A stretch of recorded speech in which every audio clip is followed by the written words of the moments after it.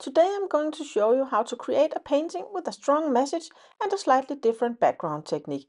Instead of painting through my stencil, I actually wash the paint away. It gives it a really cool and unique effect. I use a projector to transfer the motif, and I've added my own personal touch with a graffiti tag.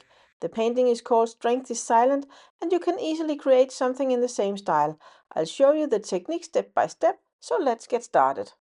Here you can see I've got a whole bunch of different yellow paints. I want to use up the leftovers from these tubes, and sometimes that can be a bit of a hassle. So I've skipped that messy part a little. But basically I just place blobs of paint in different areas. Then I grab my roller and start spreading it around. The important thing here is to get the background really saturated with color so it looks intentional and well worked through. Now I'm just blending the colors together. I'm not thinking too much about what I'm doing. I just go for it, and that's totally fine.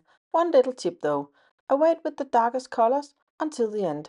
If you start with the dark tones, they can take over, and then it's really hard to lighten things up again. So as you can see, I just roll and get the background covered. Now I just carry on until the whole canvas is covered in paint, and then I start adjusting. At one point I noticed the edge got a little harsh, so I added some yellow paint again to blend the light and dark colors together more smoothly. Then I grab a sponge, the one I normally use for backgrounds, and I just softened the transitions between the two tones. My roller was pretty loaded with dark paint, so it kept leaving a lot of color on the surface.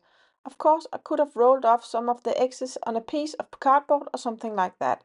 But honestly, it doesn't matter that much. As you can see, the girl I'm painting will be placed right over that area, so it's going to be covered anyway. I'm not spending forever trying to fix it. I just go over it again with a sponge and add a bit of light yellow to blend the colors a little more. Now I'm getting out the hand-drawn stencils I've made. They're really cool, and I've cut some dishcloth into smaller pieces and made it wet to use in the next step. Now I'm going to start washing the paint out of the background using my stencils. This trick only works because the paint underneath is still wet, so don't wait for it to dry.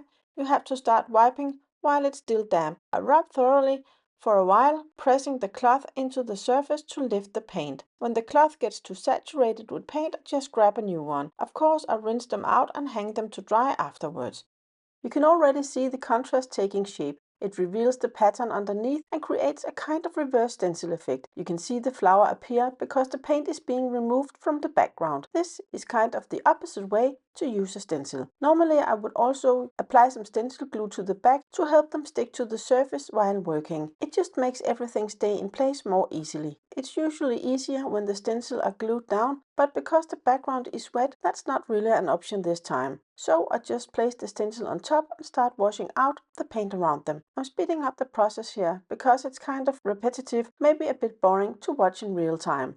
But I still want to show you how I work with each flower individually. As you'd expect, the contrast is stronger where the background is darker. In lighter areas, the effect is more subtle. That's also something to think about when you're choosing colors for your background. In this piece, I wanted the flower shapes to feel soft and quiet, just barely showing through in the background. Later, I will paint flowers on top too, so I'm using the same stencil for different effects layered on each other. As you can see here, I've now applied two different yellow tones side by side, and now I'm rolling over both colors. The idea is to really load the roller so the two yellows starts to blend nicely. You want a smooth transition between the shapes. It takes a bit of time and patience to get it even. I might have had a little too much paint on the roller here. A bit less would have worked just as well. Once you've blended the two colors nicely, you can grab your stencil again. And this time I'm going to roll the paint on top instead of washing it off like before. I go a bit randomly back and forth, and it doesn't matter too much if some of the paint bleeds outside the edge of the stencil. In the end, I'll add a thin yellow layer on everything to tie it all together and soften it a bit. So I don't worry too much about being super precise. This part is meant to be more free and playful. Just go with the flow and freestyle a bit. Don't overthink it. I'm rolling in different directions to get a mix of tones around the edges of the stencils, as you can see here. And now you can start to see the result. There's a nice contrast where the background is darker and the rolled on paint is lighter. You do need some contrast to make the shape stand out, but it really doesn't take much. Just a subtle difference is enough. So don't worry about loading on a lot of paint. You just need enough for the pattern to show. Now I continue adding these flowers here and there, filling in the empty spaces around the canvas. The idea is to spread them out so they overlap slightly and feel connected, creating a fuller and more cohesive look. And remember, not all of this will be visible in the final painting, some of it will be covered up from other motifs later on. A lot of this will just end up as part of the background, so don't stress too much if something doesn't turn out perfectly. If you make a mistake or something looks a bit off, you can always paint it over later. Just keep going. I keep adding flowers wherever I feel there's a gap or where the painting needs a bit more balance, just placing them around until it all feels connected. Now I want to tone everything down a bit and pull it all together so it feels less messy and more cohesive in terms of color. I only do this after the layer is completely dry. That part is important. Then I spray some water across the surface using a misting bottle, and I take the sponge I used earlier, the one with the leftover yellow paint in it. Using just the leftover color in the sponge, I go over the whole canvas in a super thin layer. I just want a very thin, transparent yellow layer. It's not supposed to cover everything, it's just meant to bring everything together. This layer softens the white a bit and makes the overall color look more unified. It's a nice little trick to tone things down and make the whole background feel more balanced. This background isn't supposed to take focus or be distracting. It should be calm without being boring. So I just keep going with the sponge until I feel it looks smooth and even all the way around. As you can see, you can still spot the flowers underneath. They're just covered with this light transparent layer of yellow. When you do this part, make sure your paint doesn't have too much coverage. Use a transparent color, not one with a lot of titanium white in it. Then I move on to the word strength, which I want to stretch all the way across the canvas. I've printed it on transparency and cut it into smaller sections so it's easier to place. That way I can arrange the layers one piece at a time without everything sliding around. I use my overhead projector to position the letters and adjust the size by moving the projector. I personally like it when things go all the way to the edges. I don't like when text or elements float in the middle. It just feels more connected when it's anchored to the sides. Once I'm happy with the placement, I trace the word using an acrylic marker and then I wait before painting it in. I'll come back to that later. Next, I project my 3-layer stencil design: a silhouette, a mid-tone, and a dark detail layer. In this painting I only use layer 1 and 3. I tape them in place so nothing moves. Vibrations from the overhead can cause misalignment. I place the girl slightly to the right. I don't like when things are too centered. Then I paint the silhouette directly onto the canvas. You can also use a marker to trace it first if that's easier for you. If you'd like to try this painting yourself, I've linked to the files which you'll find in my Facebook group in the description below. I start by painting the silhouette. I paint the silhouette 3 times to make sure I have full coverage before I paint the next layer. Now I flip over the second layer and trace it, same process as before. To make it easier, I mark the areas that needs to be painted by adding little X's. That way I don't get confused when painting.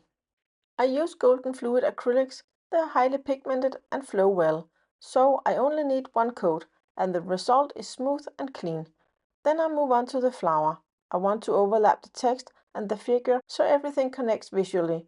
No floating elements. I carefully avoid painting over the gun in her hand since the detail is important for the story in the artwork. I start by sponging on a layer of white because the neon colors I'm using need a light base to really pop. I've cut my sponge into smaller pieces so that it's easier for me to paint within the lines. Next, I'm mixing some orange and neon pink on my palette and begin building up the flower in layers. I try to add some shadows where it feels natural for the colors to be darker or lighter. But I don't think too much about it at this point, because in a minute I'll move on to the table and spend more time on that part. Once I have a good solid layer of paint and I'm happy with how it looks, I sit down at my table to refine the shading, adding highlights, deeper shadows, and giving the flower more life. Flowers are very easy to paint. No one really knows exactly where the shadows should go, and if something feels off, you can actually fix it by covering over with another element later on. When I'm happy with the color details, I go in with some black to add shadows and depth. Again, I don't overthink it, I just place it where it feels most natural. After refining the flower, I add the stem and the leaves using a mix of brown, white and green, just to bring in a bit more depth and variation. Then I go over all the black lines again with my acrylic marker to give it that cartoon style edge. Now it's time to paint the word strength. I start with a red base and later add a layer of neon over it to make the color more vibrant and glowing. You probably can't see it fully in the video, but live it really makes a difference. The red ties in nicely with the flower and it helps bring the whole composition together. Now it's time to make the graffiti tag. First, I cut the words apart so I can control the spacing more easily. I want to take up as much space as possible down here at the bottom. Once I've placed the words where I want them, I draw a line through the middle of the text using a contrast color, just to have a guide I can follow when spray painting. Then I head out to my covered patio, and I test a few different colors before choosing the pink. Looking back, I might have preferred the blue one. It would have added more contrast, but pink works too. Now I take my pink spray paint and I start spraying along the line I've marked. If you want drips, you can hold the can a little longer in one spot to let the paint run.